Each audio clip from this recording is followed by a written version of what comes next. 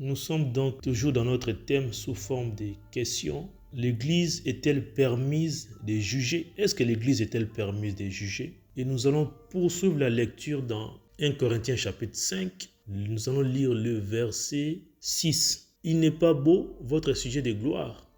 Ne savez-vous pas qu'un peu de levain fait lever toute la pâte? Le sujet de gloire des Corinthiens, c'est le péché. Et pourtant, le péché n'a jamais été beau. Les Corinthiens se glorifient d'être dans le péché. Proverbe 14, 34 dit que la justice élève une nation, mais le péché est la honte des peuples. Comment se fait-il que les gens appellent ce qui est sujet d'être la honte, ils appellent ça gloire? Eux-mêmes ne sont même pas choqués. Et le levain symbolise le péché. Et le péché entraîne la pollution ou la souillure de la vie spirituelle personnelle ou de l'assemblée. C'est comme le péché de l'inceste affecte la vie spirituelle de toute l'assemblée de Corinthe. Donc le péché est la honte de l'assemblée de Corinthe. Verset 7. Alors nettoyez complètement le vieux levain afin que vous soyez une nouvelle pâte, puisque vous êtes sans levain, car le Machia, notre Pâque, a été sacrifié pour nous. La Pâque est synonyme de la sortie pour les enfants d'Israël de l'Égypte. Lors de la Pâque, ils sont passés d'un état d'esclavage à la liberté, d'impuissance à la force. Ils sont passés d'un état de limitation à la compréhension, d'ignorance à la connaissance. Cela signifie que le désert ne devait rien avoir avec ce qu'ils vivaient en Égypte. Jésus représente l'agneau ou les chevreaux qui a été tué et mangé le jour de la Pâque par les Israélites en Égypte. C'est comme lorsque nous sommes en Christ, nous devons mener une nouvelle vie. Nous ne pourrons plus vivre dans le péché. Nous ne pourrons plus pratiquer le péché, car nous avons été délivrés des péchés à la croix. La Pâque avait deux aspects. Premièrement, l'aspect du jugement pour les Égyptiens et deuxièmement, l'aspect de la délivrance pour les Israélites. C'est pourquoi aujourd'hui la Pâque pour nous c'est chaque jour, pour nous libérer du péché, sinon nous serons touchés par le jugement comme c'est le cas de l'église de Corinthe. Si donc nous ne sommes pas une nouvelle Pâque, ça ne sert à rien de parler de Pâques. C'est comme ça que Paul fait allusion à la Pâque. C'est pour parler de la délivrance et du jugement dans l'assemblée, pour ne pas s'arrêter sur l'aspect d'une fête stérile et insignifiante.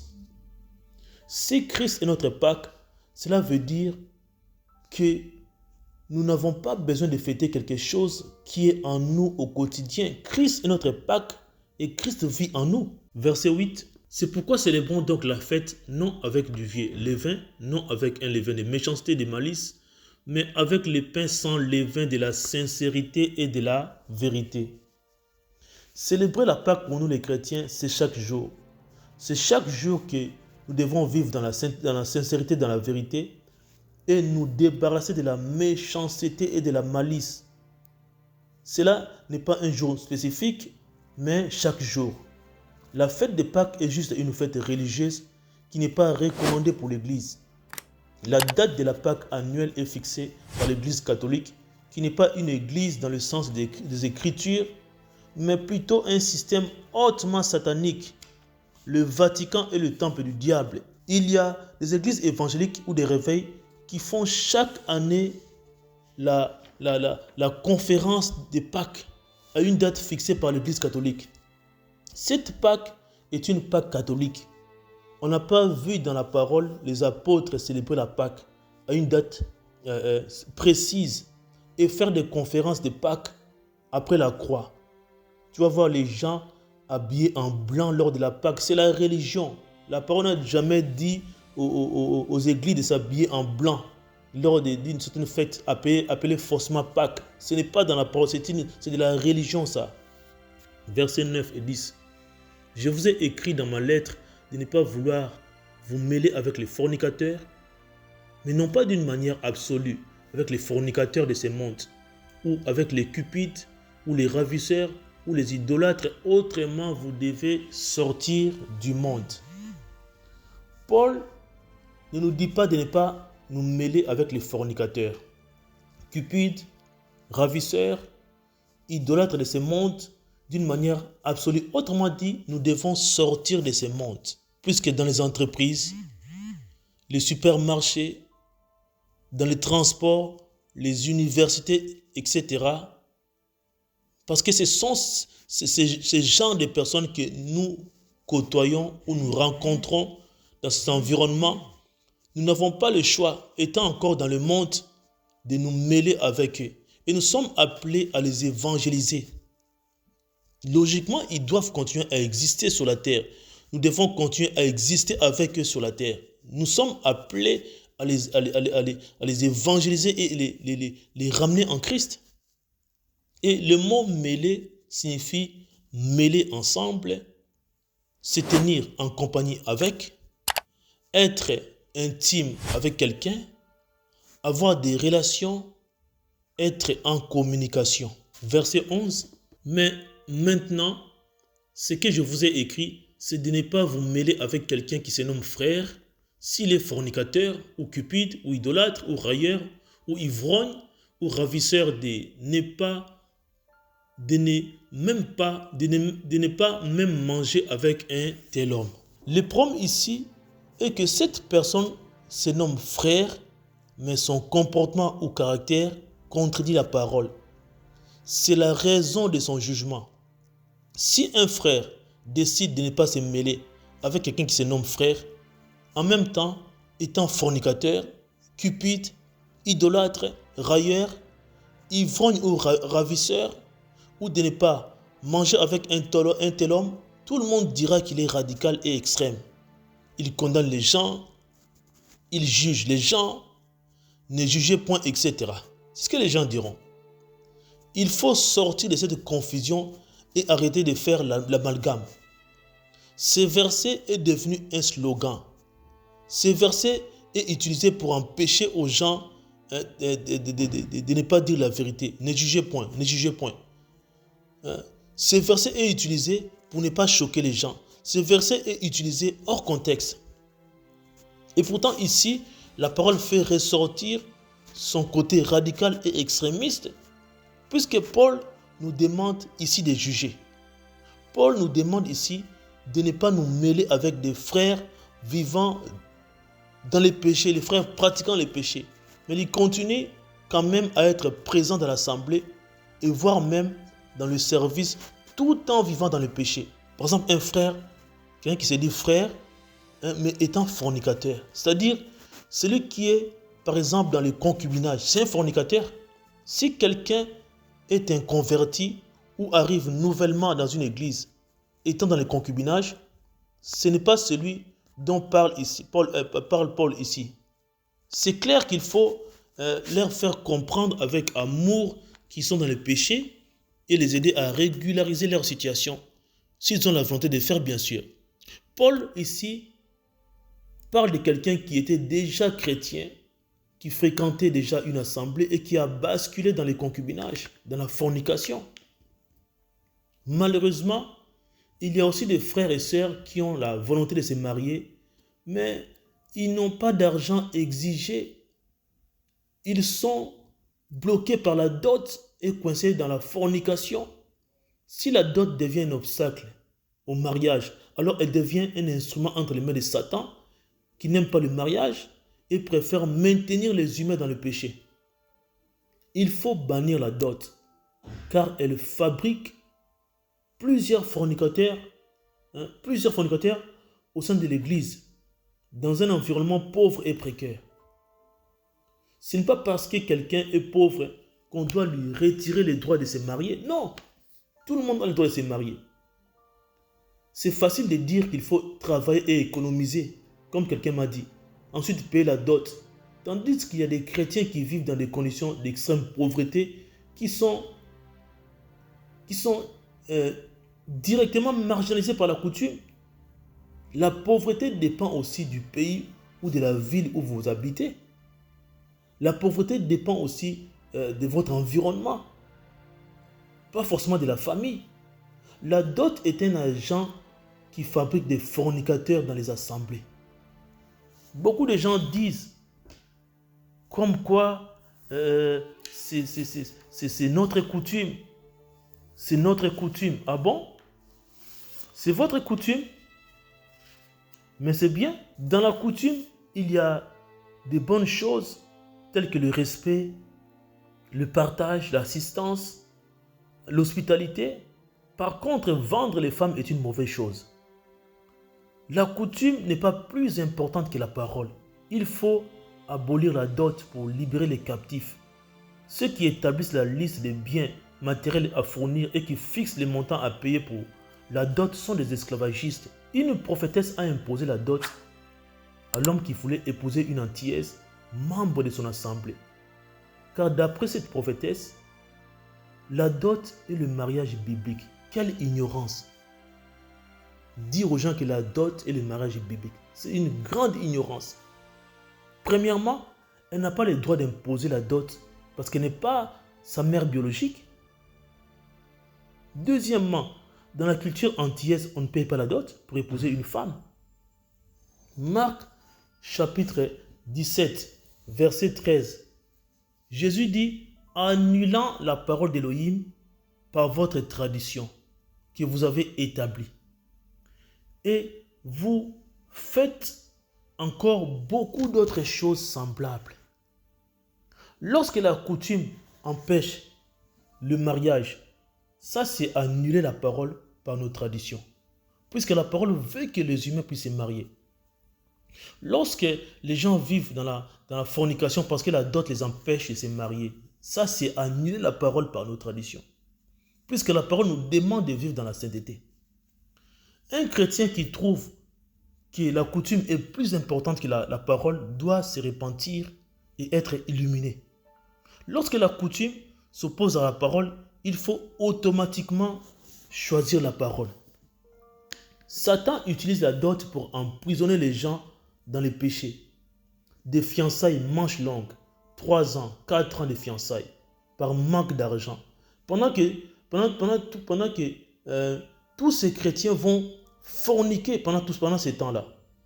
Certainement, ils vont forniquer ou probablement, il y aura un temps où ça sera difficile de se contenir. Puisqu'ils sont emprisonnés par la coutume. Vous vous rendez compte? Exiger à un homme l'argent et les biens matériels avant d'épouser une femme, c'est immoral. Car une femme n'est pas de la marchandise. C'est comme des esclaves sur les marchés publics.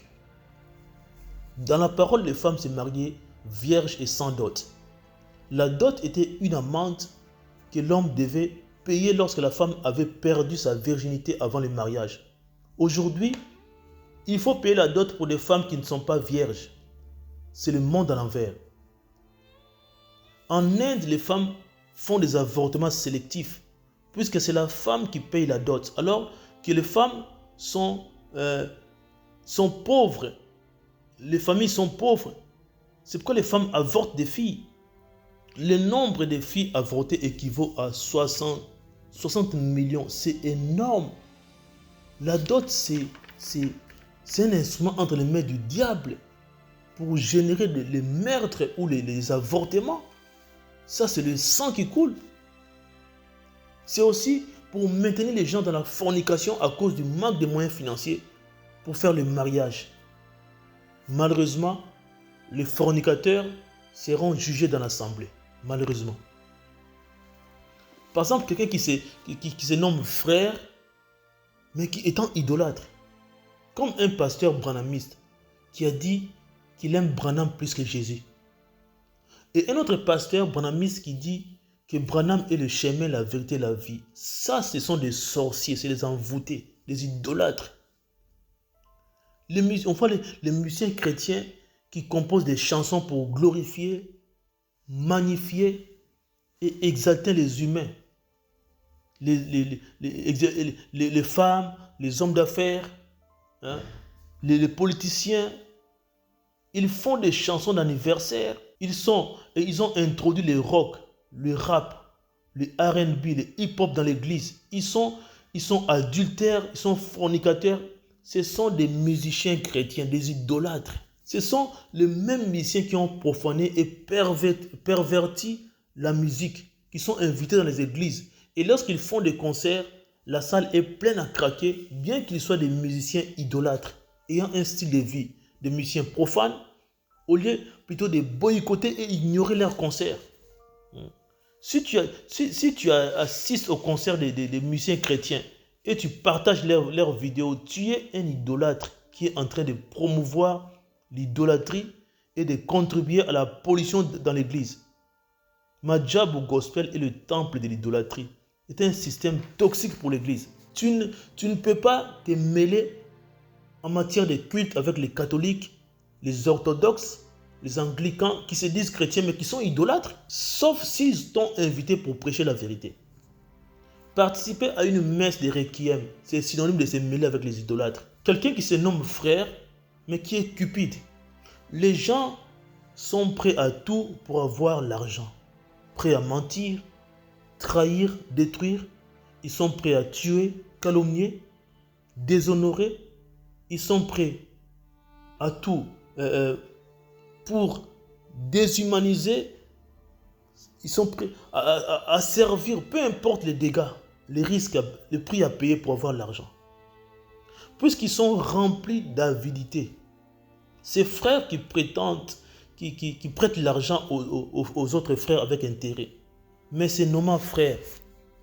Et pourtant, Deutéronome chapitre 23, versets 20 et 21, dit que tu n'exigeras aucun intérêt à ton frère. Ni intérêt pour de l'argent, ni intérêt pour des vivres, ni intérêt pour quelque chose que ce soit que l'on prête avec intérêt. Tu prêteras avec intérêt à l'étranger, mais tu ne prêteras pas avec intérêt à ton frère. Si un frère vient emprunter de l'argent auprès de toi, cela signifie qu'il est dans une crise financière. C'est pourquoi lui prêter l'argent avec intérêt prouve que tu es cupide. Un frère qui emprunte de vivre chez toi signifie qu'il est dans une crise alimentaire. Alors, lui exiger un intérêt est synonyme de cupidité. Psaume chapitre 15, versets 1 et 5 dit ceci. Yahweh, qui séjournera dans ta tente? Qui habitera sur la montagne de ta sainteté? On a cité, ces versets citent un certain nombre de personnes, parmi lesquelles on cite celui qui ne prête pas son argent à intérêt. Autrement dit, celui qui sera approuvé ou validé dans l'assemblée ou dans la présence du Seigneur est celui qui ne prête pas son argent à intérêt. Ainsi donc, prêter à un étranger ou un converti n'est pas un problème. Par contre, prêter à son frère avec intérêt est illégal, d'après la parole. Il y a un ancien d'une église qui fréquentait une église qui fait partie d'un ministère qui dirige plusieurs assemblées locales. Cet ancien a escroqué plus de 24 000 euros à plusieurs frères et sœurs fréquentant ces différentes églises faisant partie de ces ministères. Il a carrément été chassé de ces ministères et de l'assemblée. Quelqu'un qui se dit frère, mais qui est proxénète, qui est quelqu'un qui organise la prostitution par exemple des filles pour en tirer des revenus.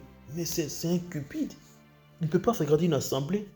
Il doit être exclu. On ne doit pas se mélanger avec lui. Quelqu'un qui se dit frère, qui se nomme frère, mais qui est railleur. Donc, il est moqueur, il est blagueur, boulevardier. Ça sont des synonymes. Brocardeur, frondeur, etc. La raillerie est une moquerie utilisée pour dénoncer un aspect ridicule ou déprécier un point de vue contraire au nôtre, sous couvert de sarcasme. C'est aussi la dérision, la taquinerie. Quelqu'un par exemple qui se moque de l'assemblée et qui laisse voir qu'il est contre la vision, contre la doctrine, contre la manière de prier, contre les fonctionnements. Il est contre les activités, refuse de reconnaître l'autorité en place qui dirige l'assemblée, ne doit pas se mêler avec vous. Ça, c'est clair. Il y a un frère adventiste qui était arrivé dans une église Tout de suite, il a commencé à partager des tracts, c'est pas des prospectus ou des tracts, qui disaient qu'il fallait s'abstenir de manger la viande du porc et qu'il fallait faire les cultes le samedi. Le frère a été averti pour la première fois. Après 2 mois, il a repris la même chose. Et il a été chassé de l'assemblée, il a été exclu carrément. Proverbe 19, verset 29, dit que les jugements sont établis pour les moqueurs et les coups pour les dos des insensés. Dans l'environnement où il n'y a pas de moqueurs, les jugements ne sont pas établis. Dans l'environnement où il n'y a pas d'insensés, les coups ne sont pas établis, puisqu'ils n'ont aucune raison d'être. Par contre, dans l'environnement de l'église de Corinthe, ils ont pleinement leur raison d'exister. C'est pourquoi il faut juger les moqueurs et les insensés dans l'assemblée qui refusent de se repentir. Quelqu'un qui se dit, par exemple, frère, et il est ivrogne en même temps. Un ivrogne, c'est un alcoolique, un buveur, un picoleur, un intempérant. Quelqu'un qui a l'habitude de s'enivrer et en témoigne par son comportement. Par exemple, quelqu'un qui a l'habitude de venir à l'assemblée dégageant l'odeur de l'alcool et qui dérange dans l'assemblée. Lorsqu'il boit, lorsqu'il s'enivre, il commence à harceler, draguer les sœurs, qui commencent à se plaindre, voire même quitter l'assemblée à cause de lui. Après avertissement, s'il n'y a pas de changement, une telle personne doit être exclue de l'assemblée. C'est ce que dit la parole. Proverbe 29, verset 19, dit que l'esclave ne se corrige pas par des paroles, car il entendra et ne répondra pas. Il y a des gens qui se disent chrétiens, mais qui sont encore esclaves du péché, esclaves de l'alcool. Ils sont ivrognes et qui pratiquent le péché, qui malheureusement ne peuvent pas se corriger par des paroles, car ils entendront et ne répondront pas. Pour eux, il faut arriver à l'exclusion, puisqu'ils ne changeront jamais. Quelqu'un qui se nomme frère, mais qui est ravisseur, par exemple. Un ravisseur, c'est un rapace, vorace, voleur, kidnappeur. Il y a des gens aujourd'hui qui kidnappent des personnes dans le but de les tuer et vendre les organes. Ils sont impliqués dans un réseau de trafic d'organes. Ce commerce illégal d'organes vise particulièrement les populations vulnérables et pauvres, souvent dans les pays peu ou très peu développés. Ce sont ces genres de frères, soi-disant, qu'il faut exclure de l'assemblée et les balancer à la police. Ce sont des assassins. Ces genres de principes ne peuvent pas être appliqués dans les méga-churches. Ils sont tellement nombreux, les gens sont tellement nombreux qu'on ne sait pas qui est qui et qui fait quoi. Par contre, les gens ont quand même du mal à commettre certains péchés dans un environnement où il n'y a pas beaucoup de gens. Ou dans un environnement qui n'est pas une méga-church. Par exemple, une église de 200 personnes, 200 peut-être 30 personnes. Les gens, ils ont quand même cette crainte-là de faire certaines choses. Mais dans les méga-church, c'est terrible. C'est la jungle. Par exemple, il y a une sœur qui a divorcé et qui s'est remariée n'importe comment en contredisant la parole. Et pourtant, elle a suffisamment été avertie par les anciens de ne pas agir de la sorte. Comme c'était une église peut-être de 50 personnes, tout le monde se connaissait. Elle n'a pas voulu écouter. Finalement, elle a été chassée de l'assemblée, puisqu'elle a été considérée comme étant adultère selon la parole. Proverbe 26, verset 3, dit que le fouet est pour le cheval, le mors pour l'âne et la verge pour le dos des insensés. La verge pour le dos des insensés. Les êtres humains sont comme des animaux, raison pour laquelle, pour les diriger, pour les diriger, les canaliser, il faut absolument appliquer des mesures disciplinaires, comme les morts pour l'âne, le fouet pour le cheval et la verge pour le dos des insensés. De la même manière que la verge fait mal sur le dos, de même que certaines mesures disciplinaires doivent aussi faire mal, telles que l'exclusion. En principe, quelqu'un qui est exclu de l'assemblée doit en souffrir. Au verset 11, Paul dit de ne pas manger avec un tel homme. Lorsqu'il s'agit des communions fraternelles, ses frères n'est pas appelé à manger avec les autres frères et sœurs. Si ses frères t'invitent chez lui, tu ne dois pas aller manger avec lui. Tu ne peux pas non plus l'inviter chez toi pour manger avec lui. C'est ça le côté radical et extrême de la parole. Toutefois, il faut définir les choses selon le contexte et les traiter selon les cas. Versets 12 et 13. Car qu'ai-je à juger ceux du dehors? N'est-ce pas ceux du dedans que vous avez à juger? Mais ceux du dehors, Elohim les juge. Ôtez le méchant du milieu de vous-même. Voilà.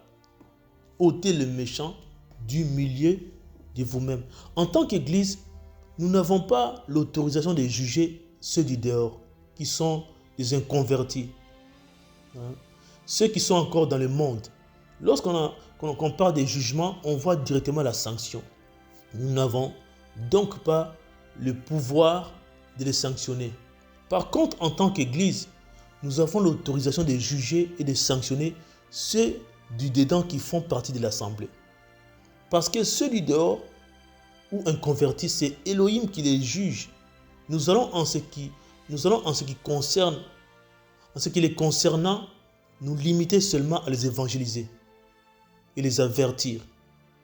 Ôtez le méchant du milieu de vous. Un méchant, c'est quelqu'un qui se nomme frère, mais qui est dans l'inceste, la fornication, la cupidité, l'idolâtrie, l'ivrognerie, qui est dans l'adultère, l'homosexualité, etc. Raison pour laquelle il doit être exclu de l'assemblée après plusieurs avertissements dans certains cas. Psaume chapitre 125, verset 3, dit « Car la verge de la méchanceté ne restera pas sur les lots des justes, de peur que les justes n'étendent leurs mains vers l'injustice. » Si la verge de la méchanceté reste sur les lots des justes, la conséquence est que les justes peuvent être affectés et pollués par l'injustice. Ils vont commencer à dire, si tel a fait telle chose et n'a pas été jugé, moi non plus, si j'ai fait telle chose, je ne serai pas non plus jugé. C'est pourquoi il faut ôter le méchant du milieu de l'assemblée.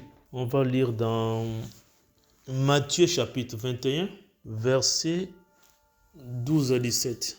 Verset 12. Et Yehoshua entra dans le temple d'Élohim et il chassa dehors tous ceux qui vendaient et qui achetaient des changeurs et qui achetaient dans le temple. Il renversa les tables des changeurs et le siège des vendeurs des pigeons. Ceux qui vendaient et achetaient dans le temple sont synonymes des agents qui viennent perturber l'ordre dans les temples. C'est ainsi qu'ils ont été chassés hors du temple. Il a renversé les tables des changeurs et le siège des vendeurs de pigeons. C'est-à-dire que les principes qui génèrent le désordre dans l'assemblée doivent être renversés. Verset 13. Et il leur dit, il est écrit, ma maison sera appelée une maison de prière, mais vous en avez fait une caverne des brigands. La prière ne peut pas marcher avec le désordre. Nous devons exclure de l'assemblée ceux qui veulent faire de l'église une caverne des brigands, ceux-là qui s'imposent à l'ordre établi. On doit les exclure. Versets 14 à 17. Et des aveugles et des boiteux s'approchèrent de lui dans le temple et il est guéri. Mais les principaux prêtres et les scribes furent indignés à la vue des choses merveilleuses qu'il faisait et des enfants qui criaient dans le temple et qui disaient « Hosanna au fils de David » et ils lui dirent « Entends-tu ce qu'ils disent ?» Oui, leur dit Yehoshua. N'avez-vous jamais lu, tu as tiré des louanges de la bouche des enfants et de ceux qui sont à la mamelle? Et les ayant laissés, il est sorti de la ville pour aller à Béthanie où il y passa la nuit. Le Seigneur est loué, glorifié, magnifié, exalté dans l'environnement où il y a de l'ordre. Il n'aime pas le désordre, il est l'Élohim de l'ordre. Nous allons lire dans Proverbes, chapitre 24, versets 15 à 18. Méchant n'épie pas le domicile du juste et ne détruit pas les lieux où il se repose. Ces versets nous laissent voir que la chute des justes peut aussi venir des méchants. Le méchant va épier les domiciles du juste et détruire les lieux où il se repose, cherchant ainsi à leur donner des soucis, puisque chaque être humain a besoin d'un lieu de repos pour sa tranquillité.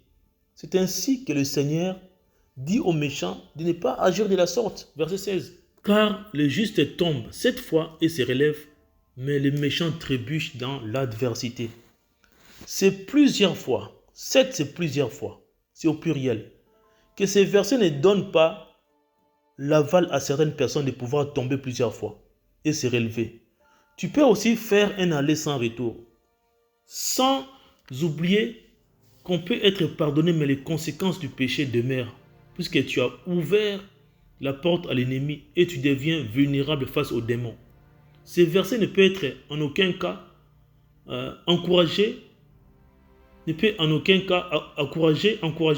quelqu'un pour tomber dans le péché, sauf que le Seigneur, dans son amour, avait déjà prévu d'avance de relever ceux qui sont tombés.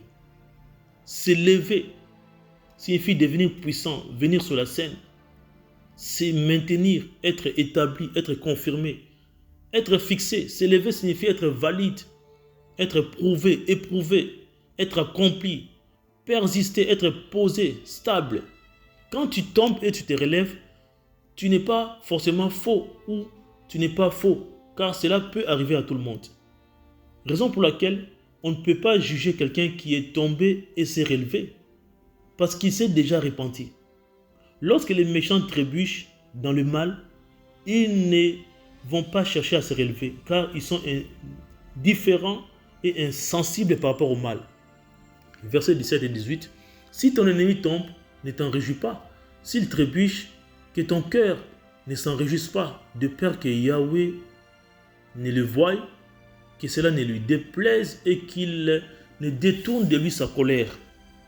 Il y a des gens qui n'attendent que leurs ennemis tombent afin qu'ils puissent se réjouir, qu'ils trébuchent afin que leur cœur exulte. C'est de la sorcellerie. Puisque nous ne devons pas nous réjouir du malheur des autres, même si ces gens sont nos ennemis. Surtout si tu connais la parole, c'est grave. Yahweh n'aime pas voir quelqu'un se réjouir de la chute de son ennemi. C'est pourquoi cela va lui déplaire et il risque de détourner de lui sa colère. Donc pour finir, nous allons lire dans 1 Corinthiens chapitre 4, versets 1 à 8. Je vais lire les versets 1 et 2. Afin qu'on nous estime comme des serviteurs du Mashiach et des gestionnaires des mystères d'Élohim. Mais du reste, ce que l'on cherche dans les gestionnaires, c'est que chacun soit trouvé fidèle. Nous ne pouvons pas être des serviteurs du Mashiach et des gestionnaires des mystères d'Élohim sans fidélité, qui signifie aussi loyauté, régularité. La fidélité signifie aussi assiduité, continuité, fiabilité, etc. Ce qui est cherché dans les gestionnaires, c'est que chacun soit trouvé fidèle. C'est-à-dire que sans fidélité, les gestionnaires n'ont aucun sens d'exister. On ne peut pas parler des gestionnaires sans fidélité. Versets 3 et 4. Mais pourquoi il m'importe, mais pour moi, il m'importe très peu d'être jugé par vous ou par un jour humain. Bien plus, je ne me juge pas moi-même, car je n'ai rien sur ma conscience, mais ce n'est pas pour cela que je suis justifié, mais celui qui me juge, c'est le Seigneur. Paul nous fait savoir que peu importe le jugement des humains à son égard, puisque tu ne peux pas empêcher les gens de te juger. Les gens parleront toujours. Ils sont libres de parler. Le mot juger signifie aussi estimer, choisir, être d'opinion, penser. Donc les gens, ils sont libres de donner leur opinion, ils sont libres de penser, ils sont libres. Il est insouciant en ce qui concerne le jugement des humains dans la mesure où il ne se juge pas lui-même, n'ayant rien sur sa conscience, quelque chose dont il puisse se reprocher. C'est ainsi, il dit que seul le Seigneur peut le juger. C'est ainsi, Paul dit dans Actes chapitre 24, verset 16. Or, en ceci que moi-même je m'exerce à avoir constamment une conscience sans achoppement ou bien sans reproche devant Elohim et devant les humains. Le mot exercer signifie efforcer. Donc il s'efforce, signifie travailler. Il travaille, signifie prendre de la peine, former avec art. Nous devons savoir que la grâce divine marche avec les efforts humains. Les efforts humains ne peuvent non plus rien produire sans la grâce divine. Ce sont deux éléments qui sont complémentaires et inséparablement liés. Une conscience sans reproche d'abord devant le Seigneur, puisque c'est lui qui nous a créés, sauvés, établis et appelés. Ensuite devant les hommes, car nous vivons dans la société et le Seigneur nous envoie toujours devant les humains. Donc c'est important de considérer aussi le témoignage des humains. Peu importe ce que les gens disent ou pensent de moi, le plus important est que je puisse avoir une conscience sans reproche, car cela rendra le jugement des hommes nul et insignifiant à mon égard.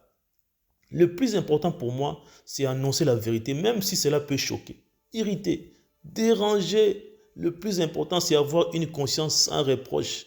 Je ne peux pas empêcher les gens de me juger, car les humains jaseront toujours. Ce qui importe pour moi, c'est avoir une conscience sans reproche devant Elohim et devant les humains.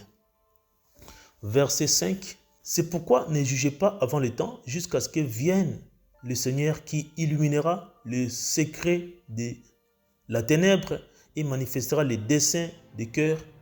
Et alors pour chacun la louange viendra d'Elohim. C'est pourquoi lorsque nous n'avons pas d'éléments qui puissent nous permettre de juger, nous n'avons pas à juger, nous n'avons pas à dénoncer. Dans la mesure où le Seigneur n'a pas illuminé les secrets des ténèbres et manifesté les desseins des cœurs, notre jugement sera inapproprié. C'est ainsi, dans ces cas, il ne faut pas juger avant le temps. La louange viendra d'Elohim pour ceux-là qui seront irréprochables. Nous saurons réellement la vraie nature et la vraie identité de chacun. Le jour où le Seigneur illuminera les secrets des ténèbres et manifestera les desseins des cœurs. Paul dit dans Romains chapitre 2 verset 16, « Au jour où Elohim jugera les secrets des humains selon mon évangile par le moyen de Yahushua Mashiach. » Pour les choses qui sont laissées secrètes, il y a un jour où Elohim jugera les secrets des humains par Jésus-Christ. Selon mon évangile, autrement dit, c'est une certitude, une évidence, c'est une assurance, une vérité. Donc nous ne pouvons pas juger avant le temps en ce qui concerne les secrets des humains. Nous ne pouvons pas. Verset 6. Mais c'est à cause de vous, frères, que j'ai tourné figurement ces choses sur moi et sur Apollos, afin qu'en nous vous appreniez à ne pas penser au-delà de ce qui est écrit, de peur que individuellement vous ne vous enfliez en faveur de l'un contre l'autre. Nous devons apprendre à ne penser ou juger au-delà de ce qui est écrit. Nous devons juger en nous appuyant sur ce qui est écrit ou sur les Écritures. Exemple, quelqu'un m'a dit, une sœur à l'époque m'a dit, il faut que je puisse recevoir le message de Branham afin que mon ministère soit approuvé par le Seigneur. J'ai dit, ah bon? J'ai dit, c'est écrit où? Donc tous ces ministères qui ne sont pas connectés au message de Branham sont désapprouvés devant le Seigneur. Mais quel endoctrinement, quel ensorcellement. Comment une personne peut penser comme ça? Quel esprit sectaire? Oh, frère Branham a dit, c'est idolâtre. Que dit la parole? On n'a pas besoin de savoir ce que Branham dit, on a besoin de savoir ce que dit la parole. La conséquence est que les branhamistes sont enflés. Ils pensent avoir la vraie connaissance et connaître plus que les restes du corps de Christ. Vous vous rendez compte? Ils définissent les restes du corps de Christ comme étant des dénominations. Et pourtant, le mot dénomination signifie nom. Donc, dénomination signifie nom. Appellation, désignation. Et leurs églises aussi portent des noms. Donc, c'est aussi des dénominations. C'est pourquoi nous devons apprendre à ne pas penser au-delà de ce qui est écrit, afin que nous ne puissions pas nous enfler en faveur de l'un contre l'autre. Raison pour laquelle Paul dit que j'ai tourné figurement ces choses sur moi et sur Apollos. Hein? C'est pourquoi Paul et Apollos devaient d'abord commencer par pratiquer la parole eux-mêmes d'abord. Rester dans ce qui est écrit, c'est juger lorsque la parole nous autorise de juger et ne pas juger lorsque la parole ne nous autorise pas de juger. Les deux derniers versets, 7 et 8, car qui est-ce qui te distingue? Mais qu'as-tu que tu n'aies reçu? Et si tu l'as reçu, pourquoi te glorifies-tu comme si tu ne l'avais pas reçu? Vous êtes déjà rassasiés, vous êtes déjà riches, vous êtes des rois sans nous. Si seulement vous étiez vraiment des rois, alors nous aussi nous régnerons avec vous. Voilà ce que dit Paul. Donc rien ne te distingue des autres parce que tout ce que tu as en réalité, tu l'as reçu du Créateur. Que ce soit la connaissance, la sagesse, la grâce, l'onction, les dons, etc. Si tu as reçu du Seigneur, alors tu ne dois pas te glorifier en commençant à juger les autres n'importe comment. Certes, nous avons la permission de juger, mais seulement avec les principes de la parole et ne pas aller au-delà malgré notre connaissance. Aucun être humain ne se distingue de l'autre dans la mesure où tout ce que nous avons vient du Créateur. Donc ce n'est pas la peine de se glorifier. Paul s'étonne que les Corinthiens soient déjà rassasiés, soient déjà riches, soient déjà des rois sans eux. Pour se moquer de Paul dit, alors nous aussi, nous régnerons avec vous. Amen.